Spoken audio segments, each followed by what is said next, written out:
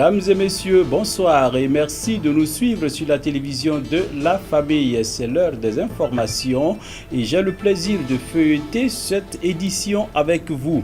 Tout d'abord, sachez que le directeur général de la garde de sécurité pénitentiaire, l'inspecteur divisionnaire Geoffroy Yogo, a rendu sa démission ce 4 février 2019.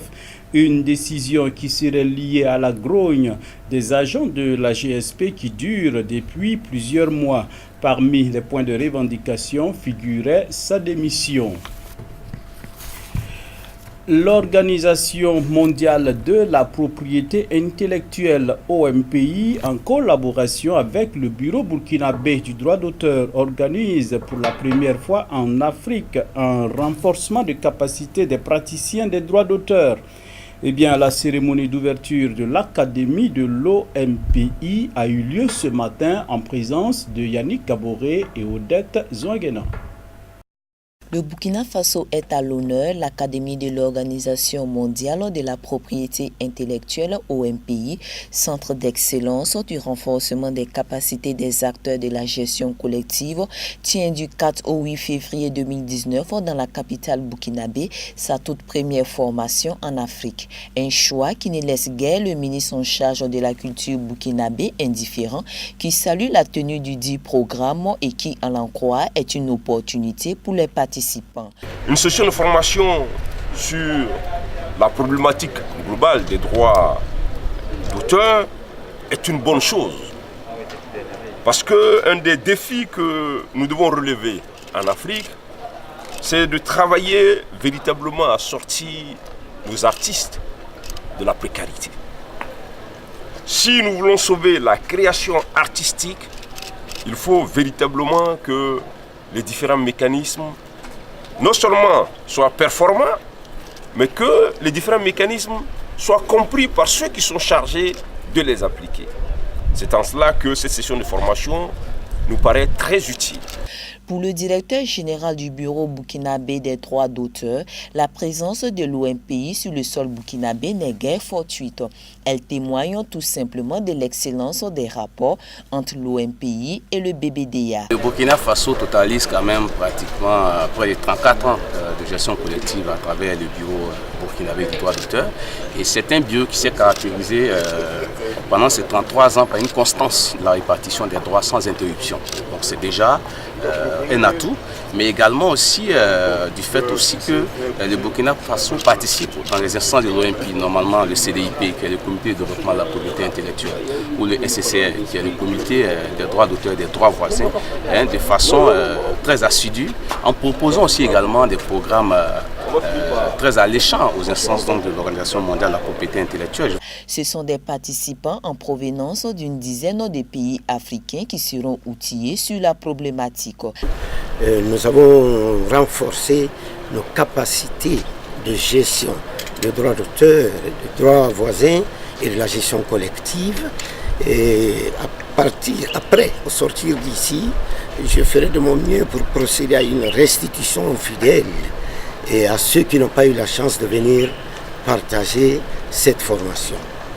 L'encadrement technique est assuré par des experts tant nationaux que d'horizons divers tels la Suisse ou encore la France qui partageront leurs expériences, leurs savoirs et leurs savoir-faire aux administrateurs des offices et sociétés de droits d'auteur et de droits voisins. L'Alliance mondiale des assemblées de Dieu, on en reparle dans cette édition, elle a tenu sa première rencontre du continent africain. C'était du 31 janvier au 2 février 2019 à Ouagadougou. La cible cette année, c'est la jeunesse et en particulier les enfants. Moïse Kinda y était et voici son compte rendu.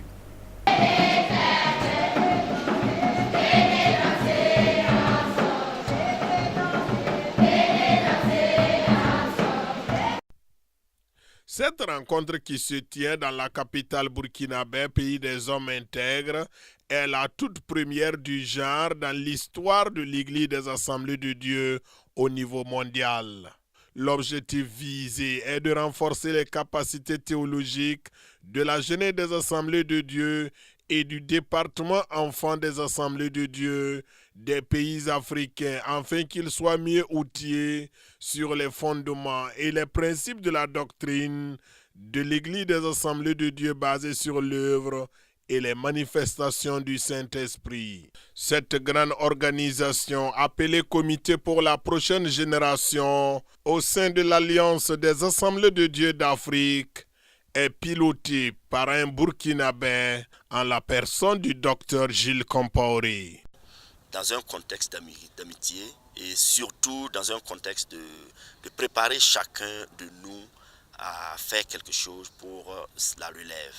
Parce qu'un monde sans relève n'est pas un monde, une famille sans relève n'est pas une famille, et surtout une église sans relève n'est pas une église. Et c'est surtout ça qui nous réunit, les gens sont venus de partout, et nous sommes là ensemble pour que cela puisse être une réalité.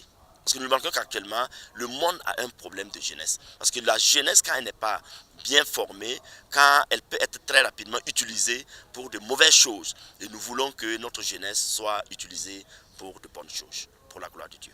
Quelle est la composante de cette jeunesse qui se réunit au Burkina Faso? Actuellement, la jeunesse au Burkina Faso, c'est le département des enfants national, c'est la jeunesse des Assemblées de Dieu. Donc, c'est vraiment une jeunesse de 4 à 35 ans. 4 à 35 ans, et nous savons que c'est eux qui sont, les gens disent l'église de demain, mais c'est l'église d'aujourd'hui, mais qui sera le leadership. Une rencontre appréciée à sa juste valeur par le représentant du président du Conseil général des Assemblées de Dieu du Burkina Faso, le docteur Philippe Ouedraogo, vice-président du Conseil général des Assemblées de Dieu.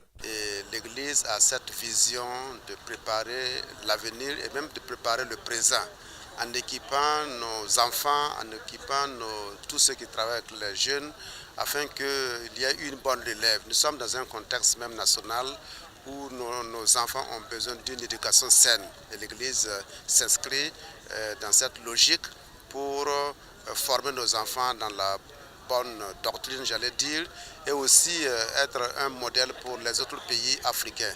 Le programme que nous commençons ici au Burkina Faso est un programme continental et nous sommes heureux que nous avons été choisis par nos amis aux États-Unis et nous avons notre pasteur Gilles Compaoré qui est le délégué, qui est choisi également pour l'Afrique, mais qui a sa base au Burkina Faso. Et nous sommes engagés pour l'accompagner afin qu'à travers le Burkina, nous puissions aussi atteindre la jeunesse de l'Afrique. Cette cérémonie d'ouverture à l'église des Assemblées de Dieu de Damasco a été présidée par le président mondial des Assemblées de Dieu. Came to Burkina Faso to partner with some amazing friends. This is a beautiful country. D'abord, je suis venu au Burkina Faso parce que, avant tout, j'ai des grands amis dans ce beau pays qui est le Burkina Faso. Un pays que j'ai voulu visiter il y a longtemps, mais c'est la première fois. J'ai remarqué qu'ici, et comme d'ailleurs dans le monde, il y a un besoin. Et ce grand besoin peut être, des gens peuvent se réveiller, ne savent pas qu'est-ce qu'ils vont manger, ne savent pas où sont leurs parents, ne savent même pas s'ils vont pouvoir vivre jusqu'au soir. Mais je remarque que le réel besoin qu'un homme a est de se réveiller et de savoir qu'il peut crier à Dieu et Dieu va l'entendre. Qu'il peut appeler Dieu et Dieu va l'écouter. Et ça, c'est un vrai besoin. Et je suis venu ici au Burkina Faso pour nous encourager, afin que nous puissions savoir que Dieu est avec nous. Dieu est avec nous et le peu que nous avons, Dieu peut l'utiliser pour la gloire de son nom. Quand vous lisez l'histoire de Jésus, ce qui était très touchant, c'est quand Jésus a appris à nourrir des gens. Mais comment il a nourri les gens? Il n'a pas nourri les gens à partir d'une grande personne. C'est juste un petit enfant. Ce qu'un enfant a de très petit, qui représente quelques pains et quelques poissons, que Jésus-Christ a utilisé pour nourrir une multitude de personnes. C'est pour dire que, ici au Burkina Faso, tous les enfants que nous sommes, tous les enfants que nous avons, ont chacun quelque chose que Dieu peut utiliser. Et dans la main de Dieu, ça peut faire de grandes choses. We want the children and young people of Burkina Faso to know that what is in their hand, what is in their heart, God can perform a miracle with that as well. Pendant 3 jours, les participants venus des pays d'Afrique, d'Europe et des États-Unis d'Amérique auront à suivre des enseignements sur le thème principal, mais aussi des temps de partage d'expériences en vue de tirer une conclusion avec des recommandations qui seront transmises aux plus hautes autorités de l'Église. La clôture de ce séminaire est prévue pour le samedi 2 février 2019.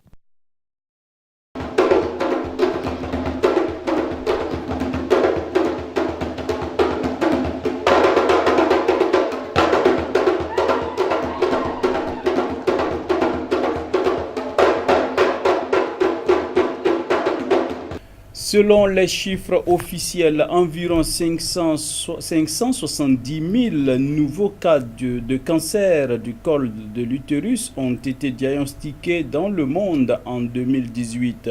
Eh bien, pour lutter contre ce phénomène et à l'occasion de la journée mondiale du col de l'utérus le 4 février, eh bien, le vaccin des jeunes filles de 0 à 14 ans demeure la priorité numéro 1. En cette journée mondiale contre le cancer, le vaccin contre les papillomavirus est la priorité numéro 1. Selon les chiffres officiels, environ 570 000 nouveaux cas de cancer de l'utérus ont été diagnostiqués dans le monde en 2018. 310 000 femmes en meurent chaque année. Les chercheurs et les autorités sanitaires tiennent à démentir les rumeurs sur la potentielle nocivité des solutions utilisées. On a un vaccin qui est très efficace et qui est sûr. C'est le vaccin contre le virus du papillome humain. Donc toutes les jeunes filles de 9 à 14 ans doivent être vaccinées. Le bénéfice de ce vaccin se montre à l'âge adulte parce qu'elles n'auront pas de cancer du col. Si l'accent est mis sur la vaccination des jeunes filles, une vingtaine de pays recommandent également que les garçons soient vaccinés. L'objectif, endiguer la propagation des virus, car au-delà du cancer de l'utérus, le vaccin permettrait également de prévenir les cancers de l'anus, de la gorge et de la bouche. Une recommandation au stade de réflexion en France.